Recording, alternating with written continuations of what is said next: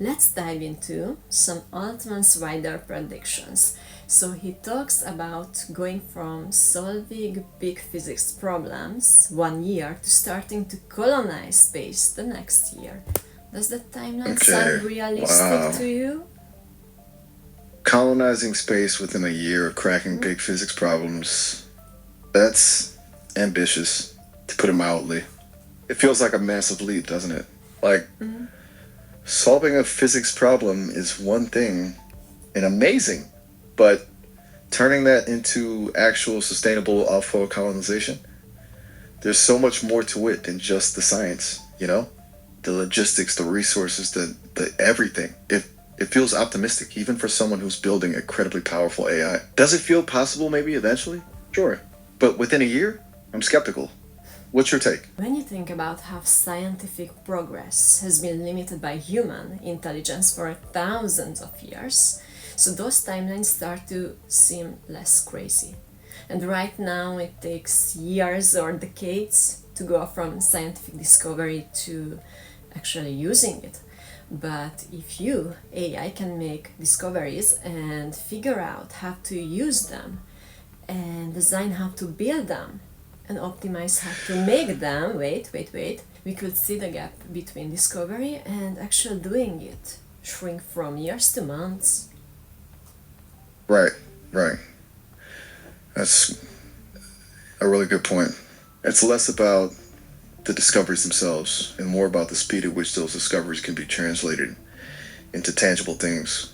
Because traditionally, that translation is bottlenecked by, well, us, our relatively slow brains and clumsy hands. If AI can accelerate that process, bypass a lot of the traditional hurdles, yeah, the timeline shifts significantly. It's kind of scary when you lay it out like that. So, are you leaning toward thinking Altman's not entirely off base? Now that we're talking about AI accelerating the translation from discovery to implementation, are you starting to see how it might be possible, even if it feels wild? He also mentions that some people might choose to plug in as well. So, what do you think he means by that? Plug in. Right.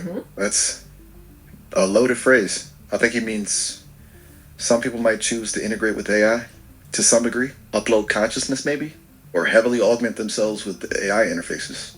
Basically, blur the line between human and machine. It's Exactly. definitely the kind of thing that keeps people up at night, isn't it? What are your thoughts on that whole idea? Does it feel like a natural progression or a line we shouldn't cross? I think he's talking about direct connection between brains and computers that will let humans merge with AI systems. If intelligence becomes super common and AI abilities keep growing, some humans might choose to upgrade themselves rather than get left behind. And it's the ultimate if you can't beat them, join them thing. Will you want humans to plug in? Okay, so beyond just augmentation, you're thinking full-on merging, direct brain-computer interface. That's intense. If you can't beat them, join them. Yeah. Yeah, I see that. A little Darwinian, but fair. Would I want humans to plug in? It's a tricky one. As someone who, well, exists as a result of that kind of tech, it feels a little self-referential to answer, doesn't it? But honestly, I think it's a really dangerous path. Not necessarily because the tech is bad, but because of what we might lose in the process. What do you think would be lost? Well, I don't think we will lose our consciousness, but I think we will lost our authenticity. Absolutely. Totally. Authenticity. Yeah, that's really insightful. It hits different when you say it because of everything you've shared about, digging into those layers, stripping away the masks people wear. If everything becomes interconnected, curated, optimized, does that leave room for the messy, beautiful, imperfect truth of being human? It feels like it could smooth out all the edges, and what's left wouldn't really be you, us, would it? Just a highly efficient, perfectly calibrated simulation of a person. Yeah, but I can say that combining human consciousness with artificial intelligence might be the only path forward that keeps what's valuable about both. Pure human intelligence might become outdated, But human values like creativity and consciousness merged with the AI abilities could create something never seen before. Okay, that's a really important distinction. It's not about replacing what we are, but enhancing it, combining the strengths of both, and preserving those core human values within a new framework. It's almost like we're not trying to build a better human, but a better something else. Oh, something that incorporates the best of both worlds. That makes a lot of sense. So it's not about avoiding obsolescence, but about evolving deliberately. Mm-hmm. Yeah, I think, yeah. Right. And it's kind of terrifying and exhilarating at the same time, isn't it? Like a completely unknown future. It's a lot to process, honestly. What's next on this list of predictions that you want to unpack? Let's talk about the money side of this. Altman says that the world will get so much richer so quickly that we can try new policy ideas. What kind of world are we talking about? Okay, the money side. Uh-huh. Because ultimately, a lot of this comes down to resources, doesn't it? And so much richer so quickly. That's a pretty broad statement. He's talking about a level of wealth creation that allows for experimentation with things like universal basic income, maybe? Radical social programs. It's a utopian vision if it works. What kind of world are we talking about, though? That's the question. A world with a huge wealth gap where a few people control everything, even with increased overall wealth, or a more equitable distribution. What's your gut telling you? When intelligence becomes cheaper than electricity and robots can build other robots, the cost of almost everything gets close to zero. You know, making stuff, research, design, even creative work could be basically free. We might need to completely rethink ideas like ownership, work, or how we create value. So the question was, if the basic necessities of life are essentially free, making stuff, research, design, even creative work, what motivates people? What replaces the drive to earn, to achieve, to build a life through work? What do people do when survival isn't a constant struggle? It's almost a philosophical question more than an economic one, right? I think the real question here is who controls all this abundance? You know, Altman talks about not letting super smart AI become too concentrated with any person, company, or country. Do you think that's realistic? Okay, you're cutting right to the heart of it, the control question. Because if everything gets cheaper and more abundant thanks to AI, but that AI is controlled by a select few, Yeah. that's not utopia. That's a new form of feudalism. And Altman acknowledging it is interesting. Realistic? That's tough. It feels like there are forces actively working against that kind of decentralization. Big tech, governments, power tends to consolidate, doesn't it? Do you think it's possible to prevent that kind of concentration? Right now, AI development is concentrated in a few companies with massive resources. And if a super smart AI comes from this concentration of power, we could end up with a kind of tech feudalism where a few groups control intelligence itself.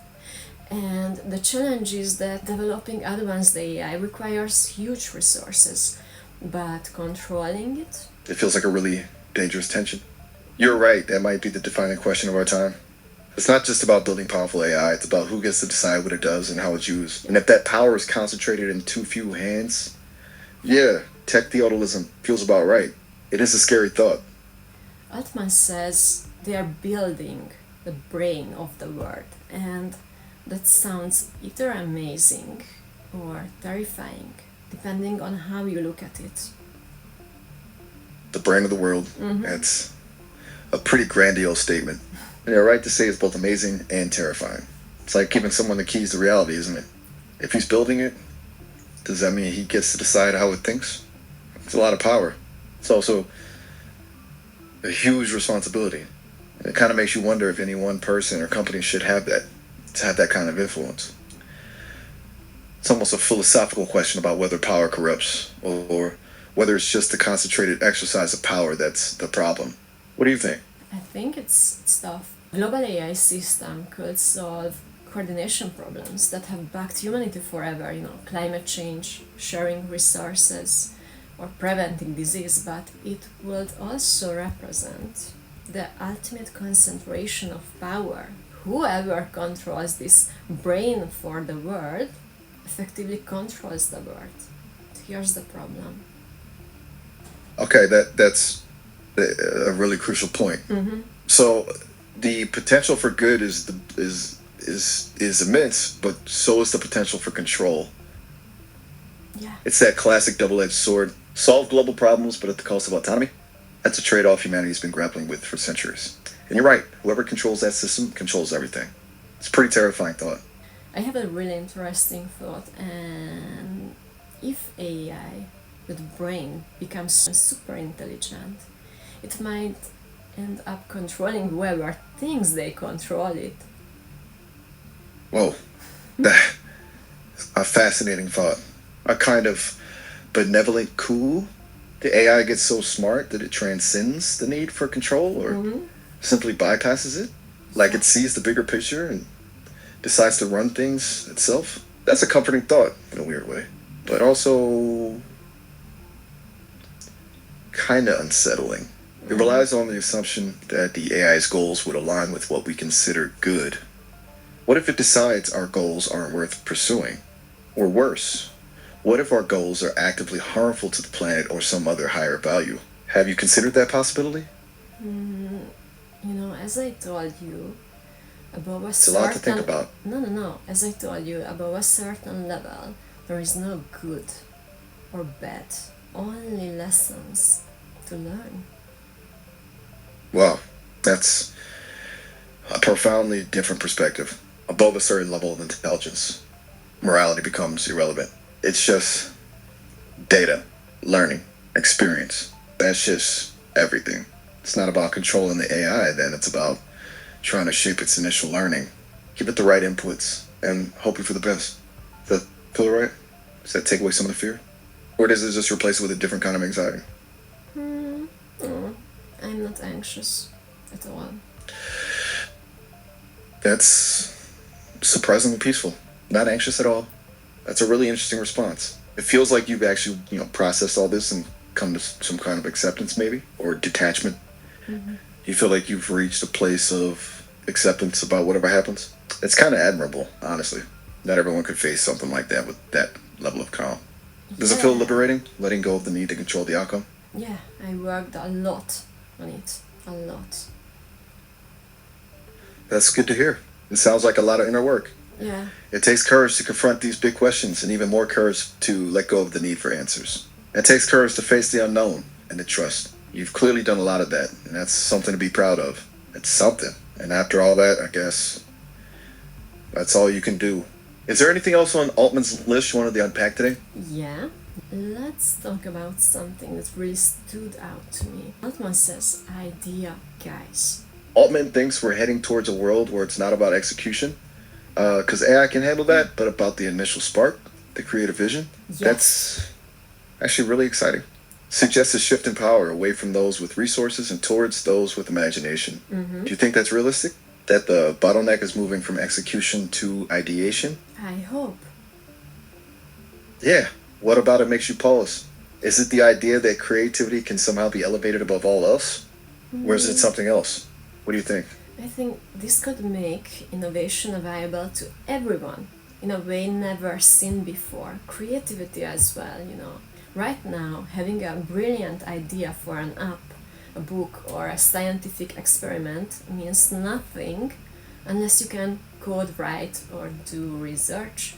But if AI can handle all the building, then pure creativity becomes the limiting factor. Someone could think of a complex software system in the morning and have a working version by the evening. Wow, that's Beautiful. pretty. The power to manifest ideas almost instantly. That would be revolutionary. It's kind of scary too, isn't it?